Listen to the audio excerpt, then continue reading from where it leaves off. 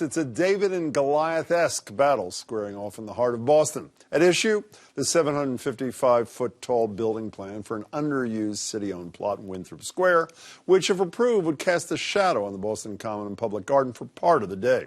Decades-old laws ban such shadows, and as such, the proposal needs the approval of the city, state legislators, and the governor. But these days, the fight over the land's future is getting ugly. Former Governor Michael Dukakis and current City Council President Michelle Wu wrote an opinion piece today fighting the move, saying our parks should not be profit centers. The Herald editorial board, on the other hand, joined the mayor coming out in support of the tower, saying in today's piece the building would provide enormous benefits to the city, including $150 million in revenue, more affordable housing that's sorely needed in that area. It's a back and forth that's been played out in the headlines and among the people for weeks, and now it's coming to a head. There was a city council hearing on the issue today, and joining me fresh from that hearing is Liz Visa, executive director of the Friends of the Public Garden. Good to meet you, Liz. Thanks for being here. Dante Ramos is the editor of the Boston Globe's Ideas section. Dante, it's great to see you as always. Great to be here. So can you give us like the 30-second version of your testimony, if you don't mind? I hate to put you to disadvantage, but give us the short version of what you said. Sure. What we said was we have two issues. One is the height of the building and one is the precedent. We do not oppose development, and in fact, we've seen positive outcomes of development in the last couple of decades in the Midtown Cultural District. It's been good for the community. It's been good for the parks. This particular development in this particular place is wrong to break laws that have been in place for 25 years. Is your position that zero shadow for zero amount of time is the only reasonable outcome here? No. Well, the question is, do we break laws that have been working for 25 years for this one developer and one Right, that's site? your question. My question is zero the only acceptable thing from your zero shadow for even not a minute of the day? Is that what the desired outcome is? No. I think that there's a little bit of shadow that would be acceptable. But this is too much. But the biggest issue is the precedent, not just the shadow. Okay, so you wrote, don't sweat the shadows on Boston Common. I know you don't write the headlines, at least as far. This is in February.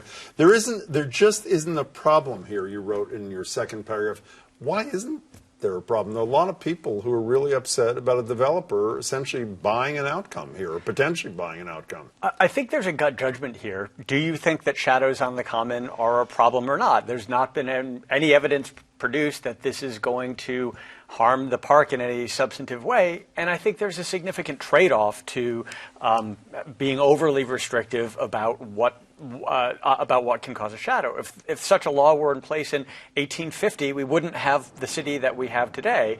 I think some incremental shadow, if you look at the totality of what the city might get in exchange, is a minor price to pay for the benefits of. So time marches benefits. on. Is that part of your deal? I mean, part of it, sure. You know, one of the things though that I found odd in your piece, you're talking about this shadow bank, which I'm embarrassed to say I never heard of until a couple of months ago. This notion that it allows Midtown developers to essentially cast a little, and part of the deal, I believe, that was struck here was we'll eliminate the shadow bank, so essentially down the line there won't be an issue. Well, when the next developer comes with another $150 million for Boston Common, Franklin Park, the Emerald Necklace, plus the renovation of the two public housing projects, why are the city not going to say, we'll make one more exception because we're going to renovate even more public housing and do even more wonderful things for public space? Well, two thoughts about this. First, if I think that the law is too restrictive as it is anyway, so if it were to be restricted for multiple projects,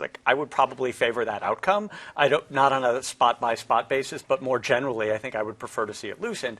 What's unusual about this case is that the city has a stronger incentive to make an exception here is because this is city-owned property. They're trying to maximize the value to the taxpayer of the property, and that's a consideration that wouldn't exist for any privately owned land. You know, beyond time marching on, isn't the amount of shadow, I know there's some dispute, but I think there's basic agreement, at least as to the parameters here, $150 million in a cash-starved city to protect some of the parks that I'm sure you love, including the Common and these public housing projects. Doesn't there have to be some balance of the downside with the huge financial upside? So we have to actually ask ourselves that question as well. We are in a building boom. The city is getting $75 million in new tax revenue alone from development in 2017. What are we going to say during a recession? a little bit of shadow for some amount of money is the price of a shadow worth $50 million, $100 million. And I would say actually the laws are a great balance. We have had robust development downtown while having these laws. So they have allowed development and they've allowed protection. We need to find that balance that protects the golden goose, which is these parks. What's your response to that, Dante? I mean, I think that what's unusual about this case, the fact that is a shadow worth $10 million, is it worth $50 million, it shows that when we are overly restrictive of development, and that's something that I think is true in Boston more generally, there is a downside. It's just not so often that you can see the downside measured as clearly financially as we can here. There is a cost to the city for being too restrictive on shadows here. There's a benefit to the city for being more open about it. You know, the whole your opening comment a minute ago, Liz, was talking about the statute that's been in place for a long time. Mm-hmm. Putting statutes aside, which I think is in part what you're saying, what makes sense? Let's assume there was no statute, and there was a proposal to build this billion-dollar thing, 755 feet of a billion-dollar thing. Would your position be the same, or is it just total reliance on a statute, which are made to be adapted to the times, no? Well, what's interesting is that what would Boston look like if there was no statute? The reason why there is a statute is because there was a major development proposed in the 70s that would have been very destructive to the Park Plaza. Fast forward to the 90s. And they modified the project dramatically. And they modified it, they went down, but it would still have been quite destructive. So these laws have allowed development and allowed protection. So it's, in a way, we can't know the answer to that in the absence of the laws. Just so I understand your position, one more thing. If you were convinced, I know there's no way to be, but I just want to understand, if you were convinced that this would be it, that essentially the elimination of that shadow bank would be in perpetuity, no more exceptions to the rule, would you buy into this for the good of the city? It would be a conversation we would have. But the shadow bank is not the only allowable shadow. Getting rid of the shadow bank in this law, we still have more allowable shadows. Is there room to negotiate this thing here? As a mayor running for re-election, you probably know. Is there room for a deal here? Well, it sounded as though Liz was just saying that zero was not the bottom line position. So in that context, I think we're just arguing over the price. I think the Boston Globe should negotiate the deal. Liz, nice to see you. Nice Dante, see great you. to see you as well.